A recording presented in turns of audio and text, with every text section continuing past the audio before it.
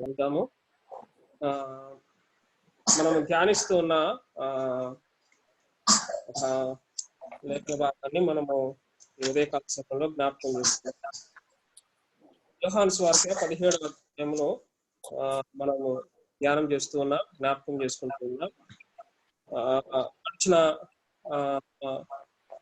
చాలా కాలంగా, చాలా వారములుగా యోహాను సువార్తలో 17వ అధ్యాయంలో ప్రభువు వారు చేసిన మాదిరికరమైన ప్రార్థనను మనము చాలా వారములుగా మనము జ్ఞాపకం చేసుకుంటూ అనేకమైన విషయాలను ఈ ప్రార్థనలో ఉన్న అనేకమైన అమూల్యమైన సత్యాలను మనము ధ్యానిస్తూ వస్తూ ఉన్నాం. మరి యొక్క అంశాన్ని ఉదయకాల సమయంలో మనము ధ్యానం చేద్దాం. యోహాను సువార్త 17వ అధ్యాయము 20, 21 మరియు 22, 23 వచనములు మనము చదువుకుందాం. 20 నుంచి 23 వచనములు యోహాను సువార్త 17వ అధ్యాయము 20 నుంచి 23 వచనములు. మరియు నీవు నన్ను పంపితువని లోకము నమ్మునట్లు తండ్రి, నాయందు నీవును నీయందు నేనును ఉన్నలాగున వారును మన యందు ఏకమై ఉండవలనని వారి కొరకు మాత్రము నేను ప్రార్థించట్లేదు.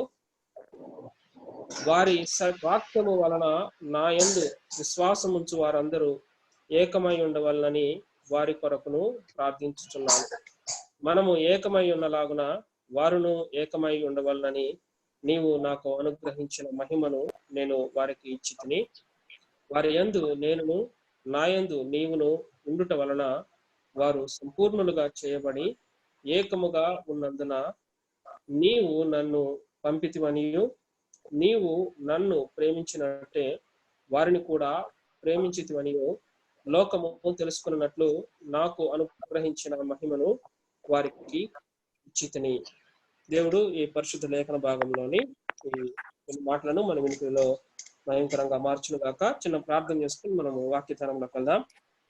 మన మిక్కిలిగా ప్రేమించిన మా ప్రియ పరలోకపు తండ్రి, మీ ఘనమైన నామమును బట్టి మీకు మా వందనాలు. ఇంతవరకు కూడా ఆరాధన కార్యక్రమంలో మీ యొక్క తోడ్పాటు మాకు దయచేసి మహిమపరంగా మిమ్మల్ని ఆరాధించగలిగినట్లుగా మీకు చూపించారు. అందుని బట్టి మీకు మా వందనాలు. ముందున్న వాక్య ధ్యానంలో కూడా మీ తోడ్పాటును మాకు అనుగ్రహించమని మీ సన్నిధిలో మొరపెడుతున్నాం. ఇదిగో తండ్రి నాయన, మా జ్ఞానం చేత కాదు కానీ ప్రభానైనా మీరు ఇచ్చిన జ్ఞానంతో మీ వాక్యం ధ్యానించగలిగినట్లుగా మీరే మాకు సహాయం తెచ్చండి. మరి ప్రాముఖ్యంగా ప్రభానైనా మాట్లాడినైనా నేను ఇదిగో తండ్రి నాయన ఎందుకు పనికిరాని వాడనైనా ఉంటుండగా మీరు ఇచ్చిన జ్ఞానంతో నన్ను నింపి ప్రభానైనా మీ నోటి పూరగా వాడుకొని మీరే ఇదిగో తండ్రి లేఖనములను మాకు బయలుపరచమని వాక్య సత్యములను నేర్చుకొని ప్రభానైనా వాక్యానుసారంగా మమ్మల్ని సరిచేసుకొని జీవించగలిగినట్లుగా మీరే మాకు సహాయం తెచ్చండి కోరుతూ ముందున్న సమయాన్ని మీ చేతులకు అప్పగిస్తూ మా ప్రభు రక్షకుడు విమోచకుడు అయిన యేసుక్రీస్తు వారి అమూల్యమైన నామను స్తుతించి అడిగి వేడుకొంచున్నాం పరమ తండ్రి, ఆమేన్. మనము గడిచిన చాలా దినములుగా మనము ఈ యొక్క లేఖన భాగాలను మనము జ్ఞాపకం చేసుకుంటూ ఉన్నాం. అయితే ఈ ఉదయకాల సమయంలో ఈ యొక్క యేసుక్రీస్తు వారు చేసిన ఈ మాదిరికరమైన ఈ ప్రార్థనలో మరి ఒక అంశాన్ని మనము ధ్యానం చేసుకుందాం. మనం ఇంతవరకు కూడా మనము ఈ 17వ అధ్యాయంలో చూసినట్లయితే యేసుక్రీస్తు వారు చేసిన ఒక మాదిరికరమైన ప్రార్థన, ప్రధాన యాజకునిగా ఆయన శిష్యులందరి కొరకు ఆయన ఏ విధంగా ప్రార్థించి ఉన్నాడో మనము ఆ మాదిరికరమైన ప్రార్థనను మనము జ్ఞాపకం చేసుకున్నాం.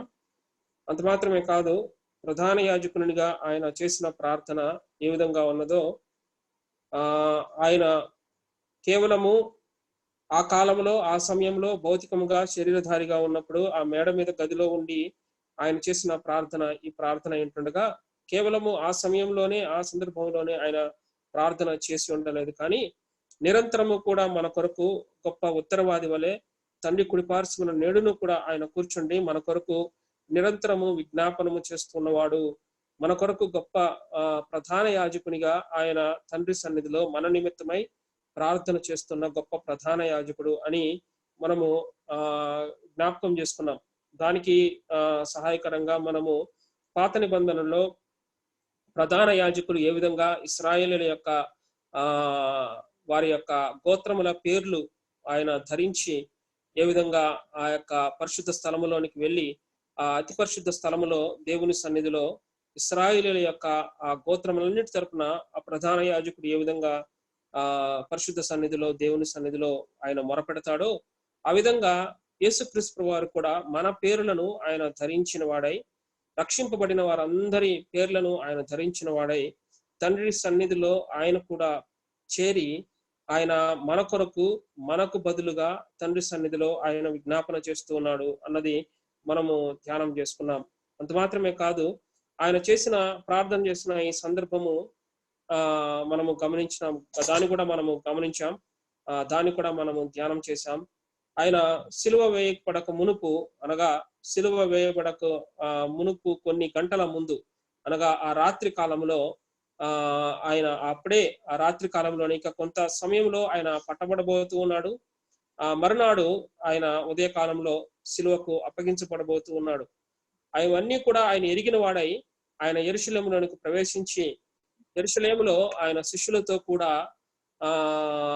ఆయన ఆ మేడ గదిలో ప్రభు బల్ల ఆరాధనను ఆరంభించి వారితో కూడా ఆయన భోజనం చేసి ఆయన శిష్యులకు అనేకమైన విషయాలను ఆయన బోధించి చివరిగా ఆయన ఆ మేడ గదిలో శిష్యులందరి కొరకు ప్రార్థన చేస్తూ ఉన్న ఈ ప్రార్థనను మనం చూస్తున్నాం. అనగా ఆయన చనిపోక మునుపు రోజు అనగా ముందు రోజు రాత్రి కాలంలో ఆయన ప్రార్థన చేస్తున్నట్లుగా మనం చూస్తున్నాం. అంటే ఆయన సిలువకు అప్పగించబడక మునుపు కొన్ని గంటల ముందు ఆయన చేస్తూ ఉన్న ఈ ప్రార్థనగా ఇక్కడ మనము చూస్తూ ఉన్నాం. అంత మాత్రమే కాదు, ఆయన మనస్సు దేనిపై ఉన్నదో కూడా మనము జ్ఞాపకం చేసుకున్నాం. చనిపోతున్న వ్యక్తి ఆయన మరణంపై మనస్సు ఉంచాలి, లేదంటే ఆయన మరణపు విషయాలను గురించి చింతించవలసిన వాడై ఉండాలి. కానీ ఆయన చింత లేదంటే ఆయన మనస్సు ఎవరిపై ఉన్నది అని అంటే మనందరిపై కూడా ఉన్నట్లుగా మనము చూస్తున్నాం. ఎందుకు అనంటే ఆయన ప్రార్థనలో మనందరినీ కూడా జ్ఞాపకం చేసుకుంటూ ఉన్నాడు, శిష్యులందరినీ కూడా జ్ఞాపకం చేసుకుంటూ ఉన్నాడు. ఆ శిష్యుల నిమిత్తమై ఆయన చేస్తూ ఉన్న ప్రార్థన ఒకసారి మనం చూస్తే ఆయన మనస్సు ఆ సమయంలో కూడా ఎవరిపై లగ్నమై ఉన్నదో, ఎవరిపై నిమగ్నమై ఉన్నదో మనము ఇక్కడ చూడవచ్చు. ఆ విషయాన్ని కూడా మనము జ్ఞాపకం చేసుకున్నాం. అంత మాత్రమే కాదు, ఆయన చేసిన ప్రార్థనలోని కొన్ని విషయాలను మనము ధ్యానం చేశాం. ముఖ్యంగా ఆయన మనల్ని ఏ విధంగా సంబోధిస్తూ ఉన్నాడో ఆ విషయాన్ని మనము ధ్యానం చేశాం. ఆయన మనలను ఏ విధంగా సంబోధిస్తూ ఉన్నాడు అని అంటే, నీవు నాకు అనుగ్రహించిన మనుషులు, నీవు నాకు అనుగ్రహించిన ఈ ప్రజలు అని మనందరినీ కూడా ఆయన ఆ విధంగా సంబోధిస్తున్నట్టుగా మనం చూస్తున్నాం. ఆయన శిష్యులను, విశ్వాసులను, లేదంటే రక్షింపబడిన వారను, లేదంటే దేవుని కుమారులను, దేవుని కుమార్తెలను, లేదంటే ఆయన బిడ్డలను, లేదంటే ఏ విధంగా కూడా క్రైస్తవులను ఏ విధంగా కూడా ఆయన మనల్ని పిలవట్లేదు. కానీ ఆయన పిలుస్తున్న పిలుపు ఒక ప్రత్యేకమైనదిగా మనం చూస్తున్నాం. తండ్రి, నీవు నాకు అనుగ్రహించిన ఈ ప్రజలు, లేదంటే ఈ మనుష్యులు అనే ప్రస్తావిస్తూ ఉన్నట్లుగా మనం చూస్తున్నాం. మనము దేవునికి కుమారుని ద్వారా అనుగ్రహించబడిన ఒక గొప్ప వరములుగా మనం ఉన్నాము అన్నది మనము ధ్యానం చేశాం. రెండో విషయం మనం చూసినట్లయితే ఆయన చేసిన ప్రార్థనలో ప్రాముఖ్యమైన ఒక మాట మనము ధ్యానం చేసాం. అదేంటంటే వాక్యము అనే మాట. వాక్యమును గురించి ఆయన ఏ విధంగా ప్రార్థన చేస్తూ ఉన్నాడో, లేదంటే వాక్యమును ఆ వాక్యము అనే పదము ఈ ప్రార్థనలో, ఆయన చేసిన ప్రార్థనలో ఏ విధంగా ఉన్నదో, ఎన్నిసార్లు ఆయన ప్రస్తావించాడో కూడా మనము జ్ఞాపకం చేసుకున్నాం.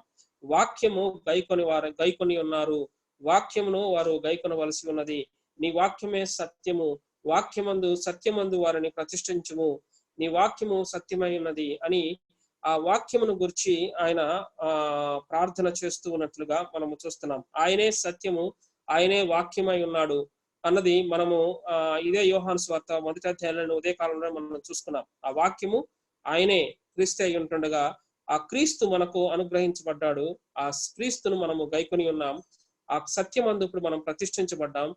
యేసుక్రీస్తు ప్రభు వారి ద్వారా మనము రక్షింపబడ్డాం, విమోచింపబడ్డాం. అయితే వాక్యం ఎడల మనకున్న ఆసక్తి ఏ విధంగా ఉండాలో, వాక్యం ఎడల ఆయన ఏ విధంగా వాక్యం నిమిత్తమై ఆయన ఏ విధంగా ప్రార్థన చేస్తూ ఉన్నాడో ఈ విషయాన్ని కూడా మనము జ్ఞాపకం చేసుకున్నాం. సో కనుక వాక్యమై ఉన్న యేసుక్రీస్తు వారిని గురించిన విషయాలను కూడా మనము ఈ యొక్క ప్రార్థనలో, ఆయన చేసిన ప్రార్థనలో మనము జ్ఞాపకం చేసుకున్నాం. మూడవది మనం గమనించినట్లయితే ఆయన చేసిన ప్రార్థనలో మనం చూసినట్లయితే ఎవరెవరి కొరకు ఆయన చేస్తున్నాడు, లేదంటే ఆయన ప్రార్థనలోని ప్రాముఖ్యమైన అంశాలు ఏమున్నాయో మనము జ్ఞాపకం చేసుకున్నాం. మొట్టమొదటిగా ఆయన ఈ లోకంలో మనము ఏ విధంగా కాపాడబడాలో, ఈ లోకంలో మనము ఏ విధంగా రక్షింపబడాలో మన కాపుదల నిమిత్తమై ఆయన ప్రార్థన చేసినట్లుగా మనము చూస్తున్నాం. ఈ కాపుదల కేవలం భౌతికమైనది కాదు. ఈ కాపుదల సాతాను నుండి మనల్ని ఏ విధంగా కాపాడబడాలో, సాతాను నుండి మనము ఏ విధంగా రక్షింపబడాలో, సాతాను నుండి మనము ఏ విధంగా కాపాడబడి ఆ కాపుదలలో మనం ఏ విధంగా ఉండాలో, ఆ కాపాడబడ నిమిత్తమై, ఆ కాపుదల నిమిత్తమై ఆయన ప్రార్థన చేసినట్లుగా మనము చూస్తున్నాం. ఆయన మనలను సాతాను నుండి కాపాడేవాడుగా ఉన్నాడు. ఆయనే మనలను అన్ని విషయాల్లో కాపాడుతూ ఉన్నాడు. కానీ ఆ కాపుదల విషయంలో మనము కూడా చేయవలసిన పని ఉన్నది. అది ఏమిటి అని అంటే, మనము కూడా నిత్యము కూడా ఆ దేవుని సన్నిధిలో ఆయన కాపుదలను ఎరిగిన వారమై మనల్ని మనము కూడా దుష్టుల నుండి దూరంగా మనము తొలగిపోయిన వారమై ఉండి దుష్టునికి మనం దూరంగా ఉండాలి. పాప సంబంధమైన క్రియలకు, పాప సంబంధమైన వాటికి మనము దూరంగా ఉండాలి. ఆ విధంగా మనల్ని మనము కాపాడుకునే వారంగా ఉండవలసిన వారంగా ఉన్నాము అన్నది కూడా ఈ యొక్క అంశంలో మనము జ్ఞాపకం చేసుకున్నాం. నాలుగో అంశము మనము జ్ఞాపకం చేసుకున్నట్లయితే, నాలుగో అంశం మనం చూసినట్లయితే ఆయన మన యొక్క శాంక్టిఫికేషన్ కొరకు, అంటే మన యొక్క పవిత్రత కొరకు మనము ఏ విధంగా పవిత్రపరచబడాలో, ఏ విధంగా మనము ప్రతిష్ఠ చేయబడాలో, మన యొక్క ప్రతిష్టత లేదంటే మన యొక్క పవిత్రత నిమిత్తమై ఆయన ప్రార్థన చేసినట్లుగా మనము చూడవచ్చు. ఆయన మనలను వాక్యము ద్వారా మనలను పవిత్రపరుస్తూ ఉన్నాడు. అంత మాత్రమే కాదు, ఆయన మనలను అనేకమైన క్రమశిక్షణ, ఆయన తన చేసే ప్రతి క్రమశిక్షణ చర్య ద్వారా కూడా మనలను పవిత్రపరుస్తూ ఉన్నాడు. ఆయన వాక్యముతో మనలను పవిత్రపరుస్తూ ఉన్నాడు. వాక్యమందు మనలను ఉదక స్నానము చేయిస్తూ నిత్యము కూడా ఆయన మనలను పవిత్రపరుస్తూ ఉన్నాడు. అయితే మనము ఏ విధంగా ఆయన ఇచ్చిన ఆ రక్షణ, ఆయన ఇచ్చిన ఆ పవిత్రమైన ఆ రక్షణ మనం ఏ విధంగా కాపాడుకొనుచు ఆ పవిత్రమైన రక్షణలో మనం ఏ విధంగా కొనసాగవలసిన వారముగా ఉన్నామో కూడా మనము ఆ విషయాల్లో కూడా మనము జ్ఞాపకం చేసుకున్నాం. అయితే ఇప్పుడు ఐదవ విషయము మనము చూసినట్లయితే, ఇప్పుడు మనం చదివిన ఈ లేఖన భాగంలో ఒక అంశాన్ని మనము ఇప్పుడు చూడవచ్చు. అది ఏమిటంటే, శిష్యుల యొక్క ఐక్యత కొరకు యేసుక్రీస్తు వారు చేస్తూ ఉన్న ప్రార్థనను ఇక్కడ మనం చూస్తున్నాం. 22వ వచనం మనం చూసినట్లయితే, మనము ఏకమై ఉన్నలాగున వారును ఏకమై ఉండవలనని నీవు నాకు అనుగ్రహించిన మహిమను నేను వారికి ఇచ్చితిని. ఇక్కడ యేసుక్రీస్తు వారు చేస్తున్న ప్రార్థనలో ఇంకొక ప్రాముఖ్యమైన అంశం ఏమిటంటే, శిష్యుల యొక్క ఐక్యత కొరకు ప్రార్థన చేస్తూ ఉన్నాడు. ఐక్యత కొన నిమిత్తమై యేసుక్రీస్తు వారు చేస్తూ ఉన్న ప్రార్థన. ఐక్యత లేదంటే ఏకమై ఉండుట అన్న ఈ పదము ఈ యొక్క 22, 23, 24 వచనాల్లో మనం చూసినట్లయితే దాదాపుగా 5 మార్లు ఈ యొక్క పదము ఇక్కడ మనకు కనబడుతూ ఉన్నట్లుగా మనం చూడవచ్చు. అనగా మన యొక్క ఐక్యత నిమిత్తమై ఆయన ఎంతగా చింతిస్తూ ఉన్నాడో, ఎంతగా ప్రయాసపడుతూ ఉన్నాడో, ఆయన ప్రయాస, ఆయన యొక్క చింత ఏ విధంగా ఉన్నదో ఆయన చేసిన ఈ ప్రార్థనలో మనము మాదిరికరమైన ఈ ప్రార్థనలో మనము ధ్యానం చేయవచ్చు, చూడవచ్చు. సో మన ఐక్యత నిమిత్తమై యేసుక్రీస్తు వారు ప్రార్థన చేస్తూ ఉన్నాడు. 2000 సంవత్సరాల క్రితమే సంఘం యొక్క ఐక్యత కొరకు, సంఘము దేవునిలో ఏకమై ఏ విధంగా ఉండవలనో ఆ ఐక్యత నిమిత్తమై ఆయన ప్రార్థన చేస్తూ ఉన్న ఒక మాదిరికరమైన ప్రార్థనను మనము చూస్తున్నాం. ఉదాహరణకు ఎఫెసీయులకు రాసిన పత్రిక 4వ అధ్యాయంలో కూడా ఒక మాట మనం చూసినట్లయితే, ఎఫెసీయులకు రాసిన పత్రిక 4వ అధ్యాయంలో ఒక మాటను మనము చూడవచ్చు. 4వ అధ్యాయము మొదటి 2 వచనాలు మనం చూసినట్లయితే, మొదటి 3 వచనాలు మనం చూసినట్లయితే, ఎఫెసీయులకు రాసిన పత్రిక 4వ అధ్యాయము 1, 2, 3 వచనాలు. కాబట్టి మీరు సమాధానమును బంధము చేత ఆత్మ కలిగించు ఐక్యమును కాపాడుకొనుట యందు శ్రద్ధ కలిగిన వారై ప్రేమతో ఒకరినొకడు సహించుచు మీరు పిలువబడిన పిలుపులకు తగినట్లుగా దీర్ఘశాంతముతో కూడిన సంపూర్ణ వినయముతోను సాత్వికముతోను నడుచుకొనవలనని ప్రభువును బట్టి ఖైదీనైన నేను మిమ్మును బతిమాలు కొనుచున్నాను అని ఇక్కడ పౌలు చేస్తూ ఉన్న ప్రార్థనను ఎఫెసీ సంఘం నిమిత్తమై పౌలు చేస్తున్న ప్రార్థనను ఇక్కడ మనము జ్ఞాపకం చేసుకున్నట్లయితే దేవుని సన్నిధిలో పౌలు ఈ విధంగా బతిమాలు కొనుచున్నాడు. ఆ బతిమాలు కొనుచున్న ఆ ప్రార్థనలో ఉన్న ప్రాముఖ్యమైన అంశం ఏమిటి అని అంటే ఇక్కడ పౌలు దేని కొరకు ప్రార్థన చేస్తూ ఉన్నాడు అని ఒకసారి మనం చూసినట్లయితే సమాధానమును బంధము చేత ఆత్మ కలిగించు ఐక్యమును కాపాడుకొనుట యందు శ్రద్ధ కలిగిన వారై ఉండాలి. అంటే సంఘము ఏ విధంగా ఉండాలి అని అంటే సమాధానమును బంధము చేత ఆత్మ కలిగించు ఐక్యమును కాపాడుకొనుట యందు శ్రద్ధ కలిగిన వారై ఉండాలి. సంఘము అట్టి శ్రద్ధను కలిగిన వారై ఉండాలి. అట్టి శ్రద్ధను కలిగిన సంఘముగా ఉండాలి. తద్వారా సంఘములో ఐక్యత ఉంటుంది. ఆ ఐక్యతను మనము కాపాడుకోవాలి అని అంటే సమాధానమును బంధము చేత మనం అందరము కూడా బంధింపబడిన వారమై ఉండాలి, లేదంటే కట్టబడిన వారమై ఉండాలి అన్నది ఇక్కడ ప్రాముఖ్యంగా మనము చూడవచ్చు. అదే విధంగా మనము 1 కొరింథీయుల రాసిన పత్రిక 12వ అధ్యాయాన్ని మొత్తాన్ని కూడా మనము ధ్యానం చేసినట్లయితే ఆత్మ సంబంధమైన కార్యములు, ఆత్మ సంబంధమైన క్రియలు, ఆత్మ కలిగించే ఐక్యత, ఆత్మ సంబంధమైన నడుపుదల ఏ విధంగా ఉంటుందో ఆ కొరింథీయులు రాసిన 1 పత్రిక 12వ అధ్యాయంలో మనము చూడవచ్చు. అదే కొరింథీయులు రాసిన మొదటి పత్రిక 12వ అధ్యాయంలోనే మనం ఇంకొక విషయాన్ని కూడా మనం చూడవచ్చు. అదేంటంటే ఆత్మ ద్వారా మనము బాప్తిస్మం ఏ విధంగా పొంది ఉన్నామో, ఆత్మ ద్వారా అంటే పరిశుద్ధాత్మలోనికి మనము బాప్తిస్మము ఏ విధంగా పొంది ఉన్నామో, అంటే ఆత్మలో బాప్తిస్మము మనము ఏ విధంగా పొంది ఉన్నామో ఆత్మ సంబంధమైన బాప్తిస్మాన్ని కూడా అక్కడ పౌలు బోధిస్తూ ఉన్నట్టుగా, లేదంటే అక్కడ పౌలు ప్రకటిస్తూ ఉన్నట్టుగా మనము చూడవచ్చు. అనగా ఆత్మతో లేదంటే ఆత్మ కలిగించు ఐక్యతలో మనమందరము కూడా కట్టబడాలి. ఆత్మ సంబంధమైన ఐక్యతను మనం అందరం కూడా కాపాడుకోవాలి. ఆత్మలో మనం అందరము కూడా పరిశుద్ధాత్మలోనికి మనం అందరం కూడా బాప్తిస్మం పొంది ఉంటుండగా అట్టి ఆత్మ కలిగించు ఐక్యతలో మనం అందరం కూడా కొనసాగాలి అని ప్రభువు వారు చేస్తూ ఉన్న ఈ ప్రార్థనలో మనం చూసినట్లయితే ఆయన ఐక్యత నిమిత్తమై ఎంతగా చింతిస్తూ ఉన్నాడో మనము చూడవచ్చు. అందుకనే కీర్తనకారుడు అంటూ ఉన్నాడు కదా, సహోదరులు ఐక్యత కలిగి నివసించుట ఎంత మేలు, ఎంత మనోహరము అని ఆయా కీర్తనకారుడు ఐక్యతను గురించి కీర్తిస్తూ ఉన్నట్లుగా మనము చూస్తున్నాం. సో ఇక్కడ మనం గమనించినట్లయితే ఐక్యత విషయంలో లేదంటే ఏకముగా మనము సంఘము ఏ విధంగా ఉండాలో దాని విషయమై ఇక్కడ పౌలు బహుగా ఇక్కడ యేసుక్రీస్తు వారు బహుగా చింతిస్తూ ఆయన చేస్తూ ఉన్న విజ్ఞాపనను లేదంటే ఆయన చేస్తున్న ప్రార్థనను మనం చూస్తూ ఉన్నప్పుడు సంఘము లేదంటే విశ్వాసులందరూ కూడా ఐక్యత కలిగి ఉండాలి. ఐక్యత లేనట్లయితే అది ఏమాత్రము కూడా దేవునికి మహిమకరము కాదు. సంఘములో ఐక్యత, సహవాసములో ఐక్యత, ఆత్మ కలిగించు ఐక్యతలో సంఘము కొనసాగుతూ దేవుని సన్నిధిలో సహవాసములో సమాధానము కలిగి నివసించుట అది దేవుని చిత్తమై ఉన్నది అని మనము చూడవచ్చు. ఇంకొక మాట మనము అపోస్తలుల కార్యంలో ఒకసారి మనం చూసినట్లయితే మొత్తం అపోస్తలుల కార్యములు అధ్యాయం అపోస్తలుల కార్యం పుస్తకం అంతయు కూడా మనము ధ్యానం చేస్తూ ఉన్నప్పుడు మనకు మనం చూసే ఒక వచన భాగము లేదంటే మనం చూసే ఒక మాట చాలా ప్రత్యేకంగా మనము అపోస్తలుల కార్యములు అంతట్లో కూడా మనం చూడవచ్చు. అదేమిటనంటే ఏక మనస్సు అనే మాట అపోస్తలుల కార్యం అంతట్లో కూడా మనకు చాలా తరచుగా మనము ఆ మాట వింటూ ఉంటాం.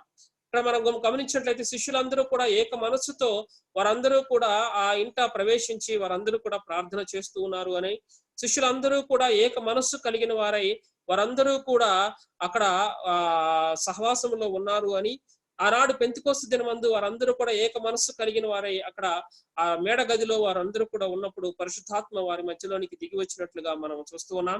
అంత మాత్రమే కాదు, వారందరూ కూడా ఏక మనస్సుతో సహవాసంలో కొనసాగినట్లుగాను, ఏక మనస్సుతో వారందరూ కూడా సంఘముగా ప్రభు ఇచ్చిన ఆ సహవాసంలోను, అదే విధంగా రొట్టె విరుచుటలోను, ప్రార్థన యందు, విశ్వాసములో వారు ఏ విధంగా ఎడతెగక కొనసాగుతూ ఉన్నారో ఆ విషయాన్ని కూడా మనం చూడవచ్చు. ఏక మనసుతో సంఘము చేసిన ప్రార్థనను మనం చూడవచ్చు. ఆ విధంగా చెప్పుకుంటూ పోతే ఏక మనస్సు అనే పదము లేదంటే ఆ యొక్క మాట ఆ విషయాన్ని గురించిన ప్రస్తావన అపోస్తలుల కార్యములో మనము చాలా తరచుగా చాలా ఎక్కువగా మనము చూస్తాం. అదేమిటి అని అంటే ఏక మనస్సుతో సంఘము ఏ విధంగా ఉండాలి అన్నది ఒక మాదిరికరంగా ఆనాడు ఆదిమ సంఘములు ఏ విధంగా నడుచుకున్నాయో మనకు ఒక మాదిరిగా దేవుడు అపోస్తలుల కార్యములో మనకు బోధించి ఉన్నట్లుగా మనము చూడవచ్చు. సో కనుక ఆనాడు సంఘములు ఏ విధంగా ఐక్యత కలిగి ఏక మనస్సు కలిగి నడుచుకొని వారందరూ కూడా ఏక మనస్సుతో దేవుని ఆరాధిస్తూ సహవాసంలో కొనసాగారో ఆ విధంగా మనము కూడా సంఘములో ఆ విధంగా కొనసాగాలి. ఐక్యత లోపిస్తే సంఘము ఏ మాత్రము కూడా వర్ధిల్లదు అన్నది ఇక్కడ మనము చూడవచ్చు. ఇంకొక విషయాన్ని మనము ధ్యానం చేసినట్లయితే, ఇంకొక విషయాన్ని మనం చూసినట్లయితే మీరు ఆ తర్వాత కూడా దాన్ని ధ్యానం చేయవచ్చు. ఉదాహరణకు దావీదు బాలుడుగా ఉన్నప్పుడు అనగా దావీదు యొక్క బాల్యంలో ఆయన దాదాపుగా యవ్వన ప్రాయంలోకి రాబోతూ ఉన్న ఆ సమయంలో తన అన్నలు యుద్ధానికి బయలుదేరి వెళ్తారు. ఫిలిష్తీయుల మీదకి యుద్ధానికి వెళ్ళినప్పుడు అక్కడ ఫిలిష్తీయులతో యుద్ధం జరుగుతూ ఉంటుంది. ఆ యుద్ధంలో గొలియాతు మరియు అటువంటి ఆ ఫిలిష్తీయుల యొక్క అజానుబాహులైన యుద్ధ వీరులను వారు చూసినప్పుడు ఆ యుద్ధంలో వారి ధాటికి తట్టుకోలేక, ఆ ఫిలిష్తీయుల ధాటికి తట్టుకోలేక వారందరూ కూడా యుద్ధాన్ని అక్కడ యుద్ధములో వారు తట్టుకోలేని ఆ పరిస్థితిలో ఉన్నప్పుడు దావీదు తన అన్నల యొద్దకు వస్తూ ఉన్నట్టుగా మనము చూడవచ్చు కదా. తన అన్నల యొద్దకు ఆహార పదార్థములను తీసుకొని తన తండ్రి యొక్క ఆజ్ఞను అనుసరించి తన తండ్రి చెప్పిన మాటను బట్టి ఆ యుద్ధ భూమిలోనికి తన అన్నల దగ్గరికి వస్తారు దావీదు. దావీదు వచ్చినప్పుడు ఫిలిష్తీయుల యొక్క గొప్ప సైన్యమును వారు చూసి ఏ విధంగా ఇశ్రాయేలీలు భయపడుతూ ఉన్నారో ఆ విషయాన్ని చూసినప్పుడు దావీదు వీరికి మీరు ఎందుకు భయపడుతున్నారు అని చెప్పేసి అక్కడ వారిని ప్రశ్నిస్తూ ఉన్నప్పుడు తన అన్నలు దావీదును చూశారు. దావీదును చూసి తన అన్న దావీదుతో ఈ మాట అంటాడు. ఏమంటాడు అని అంటే, నువ్వు ఎందుకు ఇక్కడికి వచ్చావు? నువ్వు దావీదు ఎందుకు నువ్వు ఇక్కడికి రావాల్సి వచ్చింది? నువ్వు ఎందుకు ఇక్కడికి వచ్చావు? ఇక్కడ యుద్ధం జరుగుతూ ఉంటే నువ్వు యుద్ధం చూడడానికి కదా నువ్వు వచ్చింది? లేదంటే ఎందుకు నీకు రావాల్సిన అవసరం ఏముంది? నువ్వు గొర్రెలు కాసుకోనకుండా అక్కడ తండ్రి నీకు అప్పగించిన పనిని నువ్వు వదిలిపెట్టి నువ్వు కేవలం ఇక్కడికి రావాల్సిన అవసరం ఏమున్నది? అంత మాత్రమే కాదు, నీ విడిచిపెట్టిన ఆ గొర్రెలు అక్కడ ఏమైపోతాయో అవన్నీ కూడా నువ్వు వదిలిపెట్టి ఎందుకు వచ్చావు అని అన్నలు దావీదును తిడుతూ ఉన్నప్పుడు ఆ సందర్భంలో దావీదు నిజంగా తన అన్నలతో కనుక తన అన్నలు చెప్పినప్పుడు ఆ విధంగా తిట్టినప్పుడు పడాల్సిన అవసరం లేదు. కారణం ఏమిటనంటే దావీదు తన సొంతంగా లేదంటే తాను ఇష్టపడి అక్కడికి ఏదంటే తన సొంతంగా ఆయన నిర్ణయించుకొని వచ్చినట్లుగా మనం చూడము. ఎందుకు అనంటే ఆయన తన తండ్రి పంపితేనే దావీదు వచ్చినట్లుగా మనము చూడవచ్చు. సో కాబట్టి దావీదు ఈ విధంగా అనవచ్చు. ఏమిటంటే, నన్ను ఎందుకు మీరు తిడుతున్నారు? మీరు నన్ను తిట్టాల్సిన అవసరం లేదు. కారణం ఏమిటంటే నేను ఇక్కడికి రావడానికి కారణము మన తండ్రి పంపించితేనే నేను వచ్చాను. మన తండ్రి నన్ను పంపించాడు. తండ్రి అయిన మన యెషై పంపుట ద్వారా మాత్రమే నేను ఇక్కడికి వచ్చాను. సో కనుక యెషై నేను మన తండ్రి మీకు ఆహార పదార్థములను తీసుకొని వెళ్ళమని నాకు అప్పగించిన ఈ పనిని నేను నెరవేర్చుటకే ఇక్కడికి వచ్చాను అని దావీదు చెప్పవచ్చు. కాదుకూడదంటే కావాలంటే మీరు తండ్రిని అడిగి కనుక్కోండి అని కూడా చెప్పవచ్చు. ఆ విధంగా తన అన్నలతో ఆర్గ్యూ చేయొచ్చు, లేదంటే తన అన్నలతో ఆ విధంగా వాదించవచ్చు. కానీ అక్కడ దావీదు అన్న ముఖ్యమైన ఒక మాట, లేదంటే అక్కడ దావీదు చెప్పిన సమాధానం ఒకసారి మనం గమనించినట్లయితే ఎంత సమాధానకరమైన మాట దావీదు అక్కడ మాట్లాడుతాడు ఒకసారి మనం చూస్తున్నప్పుడు. తన అన్నలతో అంటాడు. తన అన్నలు ఆల్రెడీ ఆ కోపోద్రిక్తులై ఉన్నప్పుడు ఆ సందర్భంలో దావీదు ఆ కోపమును లేదంటే ఆ విధంగా ఉన్న ఆ ఆర్గ్యుమెంట్ ని, ఆ సిచ్యువేషన్ ని సమాధానపరచుటకై దావీదు ఏమంటాడు అనంటే, నేనేమన్నాను అన్నలు? నేనేదో చిన్న మాటే కదా అన్నాను, దానికి మీరు ఎందుకు అంత కోపగించుకుంటారు అని దావీదు అక్కడ సమాధానకరమైన మాట ఏ విధంగా మాట్లాడాడో ఒకసారి మనము చూడవచ్చు. ఏమంటున్నాడు దావీదు అనంటే, నేను ఏమన్నాను? ఒక చిన్న మాటే కదా అన్నాను మీరు ఎందుకు దాని గురించి అంతగా కోపోద్రిక్తులు అవుతున్నారు? నేనేదో చిన్న మాటే కదా అన్నాను అని అక్కడితో ఆ గొడవను లేదంటే ఆ సమస్యను అక్కడితో ఆపివేయడానికి లేదంటే అక్కడితో ముగించడానికి దావీదు ఇష్టపడినట్లుగా మనము చూడవచ్చు.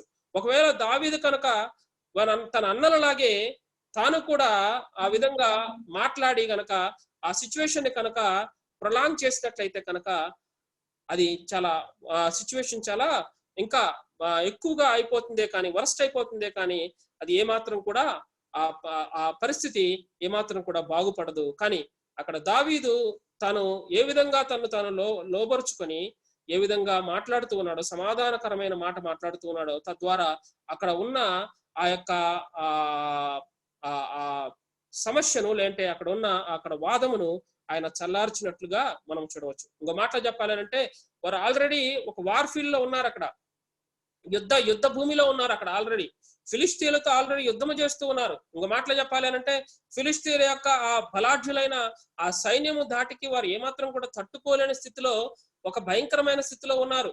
ఆల్రెడీ యుద్ధ భూమిలో ఉన్న వారు, యుద్ధము ఆల్రెడీ జరుగుతూ ఉంటుండగా ఇంకొక యుద్ధాన్ని క్రియేట్ చేసిన అవసరం లేదు అక్కడ కదా.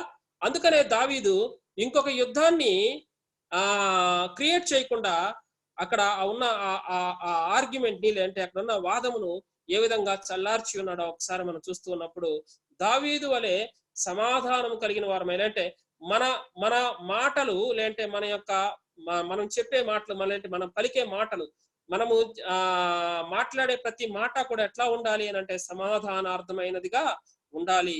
మన మాట ఉప్పు వేసినట్లుగా ఉండాలి. అది సమాధానకరమైన మాటలుగా మనం మాట్లాడే వారముగా ఉండాలి.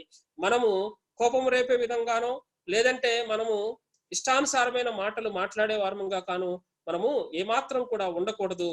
మనము మన మాటల ద్వారా ప్రతి విషయాన్ని కూడా మనము సమాధాన పరిచే వారముగా మనం ఉండాలి. కానీ ఎటువంటి ఐక్యతను దెబ్బతీసే విధంగా లేదంటే ఐక్యతను కోల్పోయే విధంగా మనము ఏమాత్రం కూడా మాట్లాడకూడదు అన్నది ఇక్కడ మనము చూస్తూ ఉన్నాం. అయితే నేటి దినాల్లో మనం చూసినట్లయితే మన సంఘములలో కానీ లేదంటే నేటి సంఘాలలో ఒకసారి మనం చూసినప్పుడు ఐక్యత విషయంలోనే చాలా ఎక్కువగా మనము పట్టించుకొని ఏదన్నా విషయం ఉన్నది అని అంటే కనుక ఐక్యత విషయంలోనే మనము చాలా ఎక్కువగా పట్టించుకోము. సంఘాలలో నేడు ఈ రోజుల్లో మనం చూసినట్లయితే ఒక సంఘము చాలా ఎక్కువగా చీలిపోవడానికి కారణం ఏమిటంటే ఇటువంటి ఐక్యత లోపించడం వల్లనే సంఘాలు నేడు చీలిపోతూ ఉన్నాయి.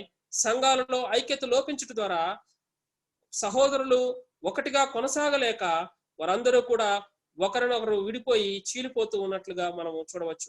అదేదో గొప్ప గొప్ప విషయాల మీద లేదంటే ఏదో గొప్ప డాక్టర్నల్ విషయాలపై వారు ఏదో వ్యతిరేకించి విభేదించి ఏదైనా విడిపోయారు అని అంటే అదేదో ఒక రకంగా అనుకోవచ్చు. కానీ చిన్న చిన్న విషయాల మీదే అనేక మంది ఆ విధంగా విడిపోవడము అనేది ఇక్కడ మనము చూడవచ్చు.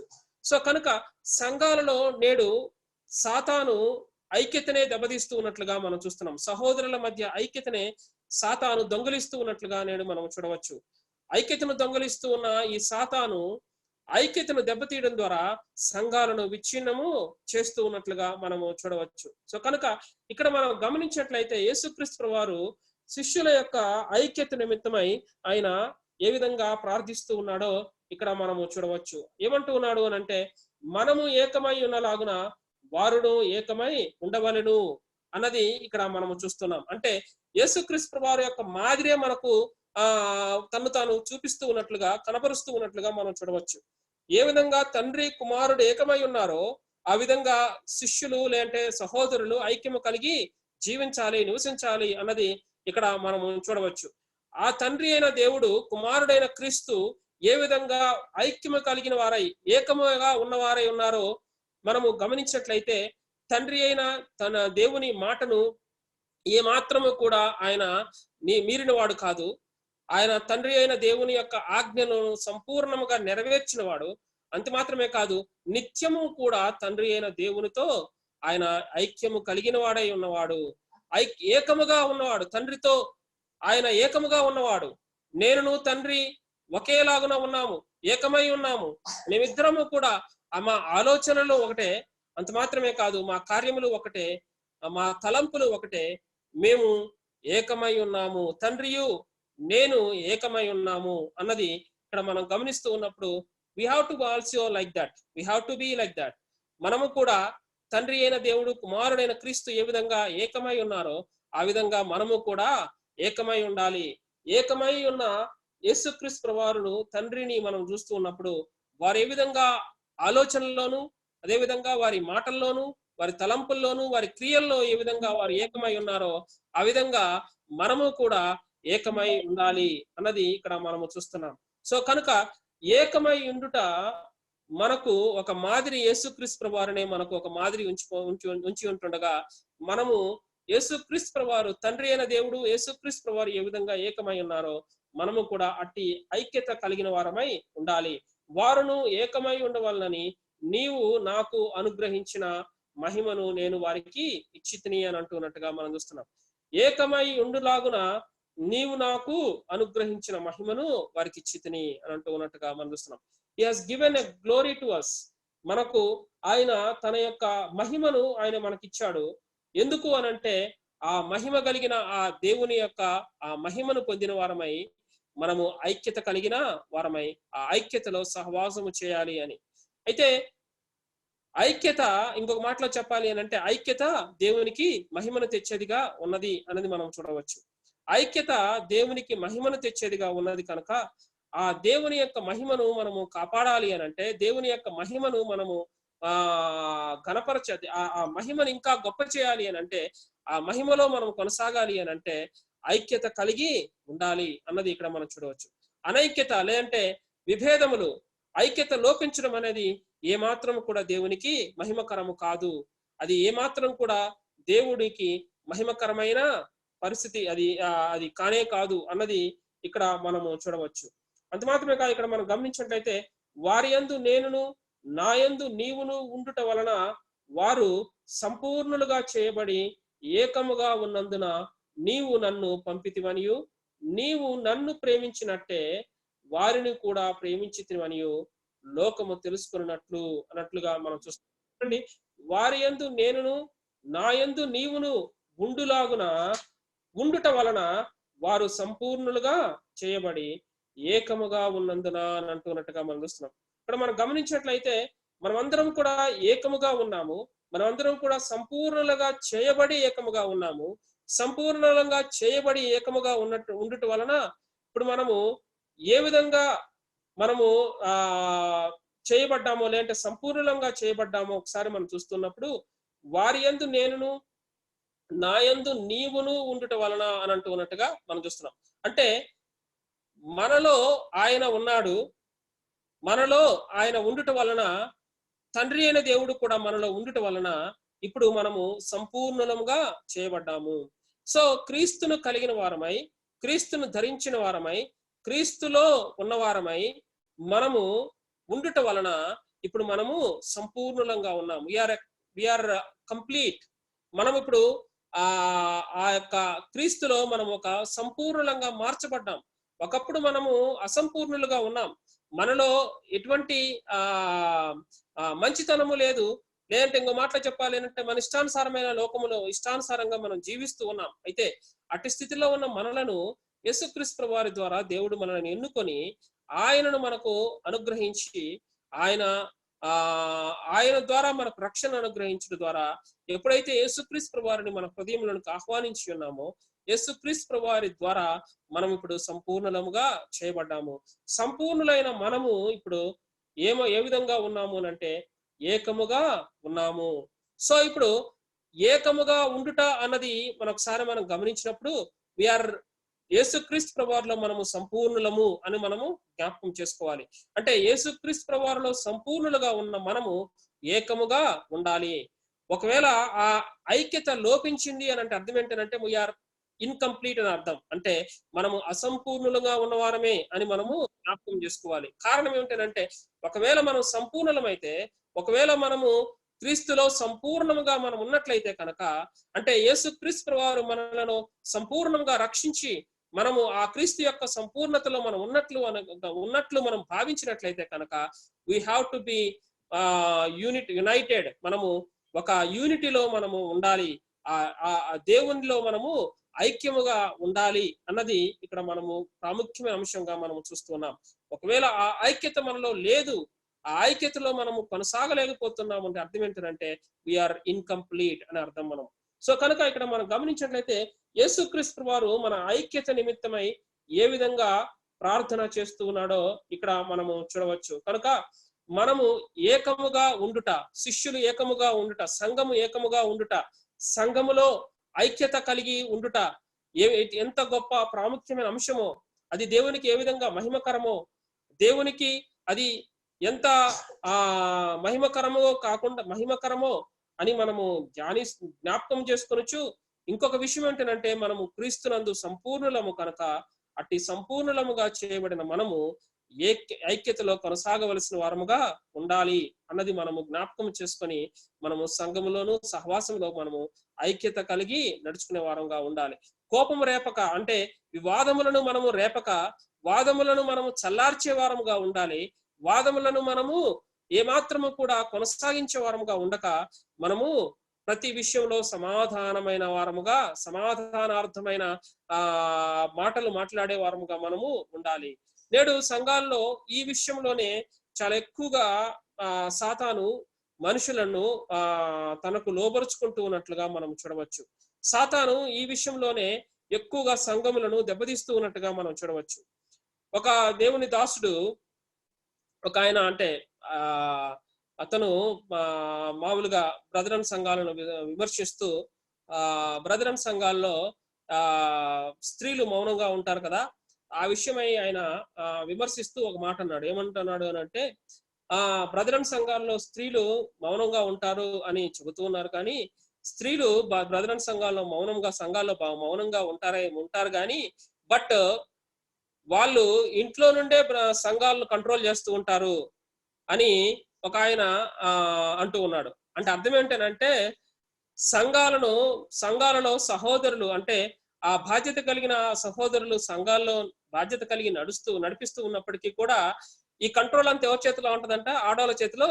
వాళ్ళ ఇళ్లలో ఉండే సంఘాలను కంట్రోల్ చేస్తూ ఉంటారు అన్నది ఆయన ఒక వ్యంగ్యంగా ఆ మాట అంటూ ఉన్నట్టుగా మనం చూడవచ్చు. అంటే అర్థం ఏమిటంటే సంఘాలలో స్త్రీలు మౌనంగా ఉన్నప్పటికీ కూడా వాళ్ళు చేసే కొన్ని పనులు ఎట్లా ఉంటాయి అని అంటే, వారు చేసే పనుల ద్వారా, అంటే వారు మాట్లాడే మాటల్లో కానీ, లేదంటే వారు చేసే ఆ పనుల ద్వారా సంఘాలలో ఒకసారి ఐక్యత లోపించవచ్చు. సో స్త్రీలకు కూడా చాలా ప్రాముఖ్యమైన పాత్ర ఉన్నది సంఘములలో. ఐక్యతను గురించిన ప్రాముఖ్యమైన పాత్ర అదేమిటంటే, సంఘాలలో ఒకవేళ ఆ పురుషుడు కనుక తన సొంత భర్త ఒకవేళ సంఘములో ఏదన్నా ఒక వివాదాన్ని గురించి, లేదంటే ఏదైనా ఒక సందర్భంలో కోప్పడితే ఆ సహోదరి, లేదంటే అతని భార్య చేయవలసిన పని ఏమిటంటే, ఆ యొక్క వివాదంలో తన భర్తకు సమాధానకరంగా ఉండాలే కానీ ఇంకెక్కువగా వివాదాన్ని రేపే విధంగా ప్రవర్తించకూడదు అన్నది ఇక్కడ మనము ప్రత్యేకంగా గమనించాలి. సో కనుక స్త్రీల యొక్క పాత్ర కూడా సంఘములో ఈ యొక్క ఐక్యత విషయంలో చాలా ప్రాముఖ్యముగా ఉన్నది అన్నది మనము ప్రత్యేకంగా జ్ఞాపకం చేసుకోవాలి. సో కనుక ఇక్కడ మనం గమనించినట్లయితే ఉదయకాల సమయంలో దేవుడు మనతో ఈ యొక్క లేఖన భాగం ద్వారా మనతో మాట్లాడుతున్న మాట ఏమిటంటే, యేసుక్రీస్తు ప్రభువారు చేస్తున్న ఈ ప్రార్థన, మాదిరికరమైన ఈ ప్రార్థనలో మనము నేర్చుకోవలసిన అంశం ఏంటంటే, ఆయన మన యొక్క ఐక్యత కొరకు ప్రార్థన చేస్తూ ఉన్నాడు. మన యొక్క ఐక్యత నిమిత్తమై ఆయన ఎంతగా చింతిస్తూ ఉన్నాడో, ఎంతగా ప్రయాసపడుతూ ఉన్నాడో, ఎంతగా ప్రార్థిస్తూ ఉన్నాడో, నేటికి కూడా ఆయన మన యొక్క ఐక్యత నిమిత్తమై ఆయన తండ్రి సన్నిధిలో ఏ విధంగా ఉత్తరవాది వలె మొరపెడుతూ ఉన్నాడో ఒకసారి మనం చూస్తూ ఉన్నప్పుడు మనము ఐక్యత కలిగి ఉండాలి. సంఘములలో ఐక్యత కలిగిన వారమై, సహవాసములో ఐక్యత కలిగిన వారమై ఉండాలి. మనం ఒకవేళ ఏదన్నా విభేదములలో, అంటే సీరియస్ వాక్యానుసారమైన డాక్ట్రినల్ విషయంలో, లేదంటే వాక్యానుసారమైన కొన్ని క్రమములు కట్టడాల విషయంలో ఎవరైనా మనతో విభేదించినప్పుడు, లేదంటే అది వాక్యానుసారమైనది కానప్పుడు మనం వారితో విభేదించవచ్చు, వారిని మనం పక్కన పెట్టవచ్చు. కానీ అట్టి విషయముల విషయమై కాకుండా కేవలము కొన్ని చిన్న విషయాలలో ఒకవేళ మనము ఐక్యత లోపించి ఉన్నట్లయితే కనుక, లేదంటే అటువంటి విషయాల్లో మనకు వివాదం ఉన్నట్లయితే కనుక, అట్టి వివాదముల ద్వారా దేవునికి ఏమాత్రము కూడా మహిమ కలగదు కనుక మనము అట్టి వాటిని విడిచిపెట్టే వారముగా ఉండాలి. సమాధానార్థమైన వారముగా, సమాధానకరమైన మాటలను మాట్లాడే వారముగా, మనము శాంతింపజేసే మాటలు మాట్లాడే వారముగా మనం ఉండాలి. కానీ ఎటువంటి వివాదములు రేపి లేదంటే సంఘ ఐక్యతను దెబ్బతీసే విధంగా మనము ఏ విధంగా మాట్లాడకుండా మనము దేవునికి మహిమకరంగా నడుచుకునే వారంగా ఉండాలి అన్నది ఇక్కడ మనము ప్రాముఖ్యంగా చూస్తున్నాం. సో కనుక ఈ ఉదయకాల సమయంలో ఇంకొక విషయాన్ని మనము జ్ఞాపకం చేసుకున్నాం. అది ఏమిటంటే ఐక్యత నిమిత్తమై యేసుక్రీస్తు ప్రభువారు చేస్తూ ఉన్న ఈ ప్రార్థన. సో కనుక మనము కూడా సంఘములలోను, మన సహవాసములోను, మన గృహముల్లోను, ఏ సమయంలోనూ ఎక్కడైనా కానీ మనము కూడా ఐక్యతను కాపాడే వారముగా ఉంటూ ఆ ఐక్యతలో కొనసాగుతూ దేవునికి మహిమకరంగా నడుచుకొనుచు సంఘములలో ఐక్యత కలిగి ఆయనను ఆరాధిస్తూ ఆయన సహవాసములో మనము కొనసాగుతూ ఆయనకు మహిమకరంగా జీవిద్దాం. దేవుడు పరిశుద్ధ లేఖనంలోని ఈ మాటలను మన కొరకు దీవించి ఆశీర్వదించుగాక.